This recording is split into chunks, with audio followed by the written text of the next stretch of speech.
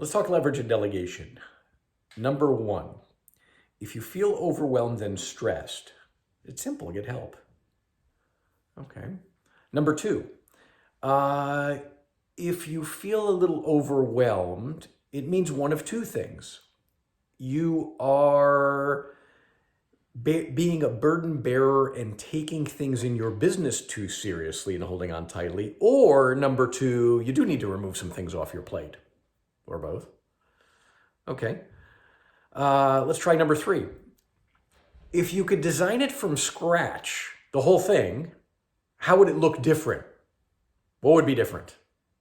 Okay. All of these are designed to get your creative juices flowing on leverage and delegation. So I won't use names, although I might show it on screen, so I hope I'll get his permission, a longtime friend and client, but working with a guy who owns a real estate transaction coordination company, okay, advanced business owner, who engaged with me on a conversation about leverage and delegation today and said, you know what, Dave, there are things I need to get off my plate, but I don't know where to begin, and it's kind of a lot of stuff, but I really want to pull things off my plate. So what I want to do with you guys is show you basically that the way to start the process is to create a capture list with various columns.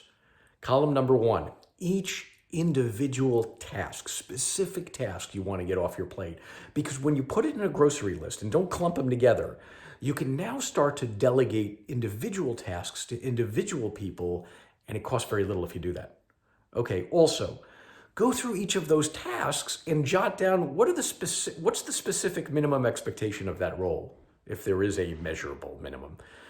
Among other columns, let me show you this here if I could, okay? I'm going to show you kind of the computer screen.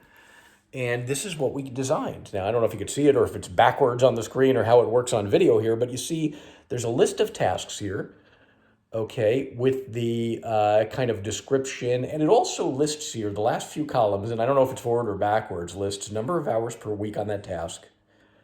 And on a scale of 1 to 10, what's the cost, the sweat equity, the pain, if you will? So let me give you an example.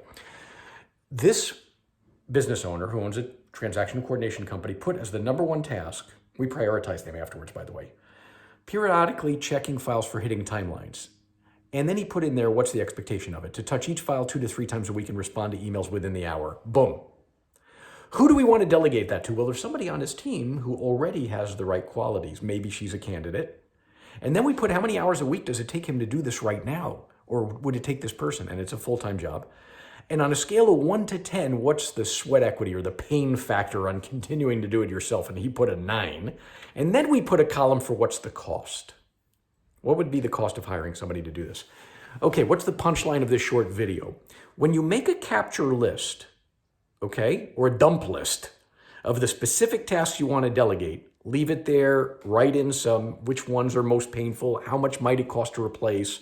You'll start to see some clarity about what needs to be done next, and your subconscious will start getting to work on looking through your network.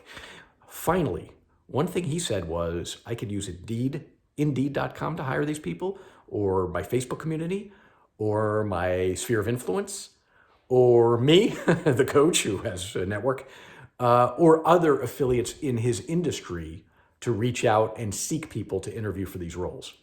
Okay, my question for you today is, what one idea did you get from this short video on leverage and delegation?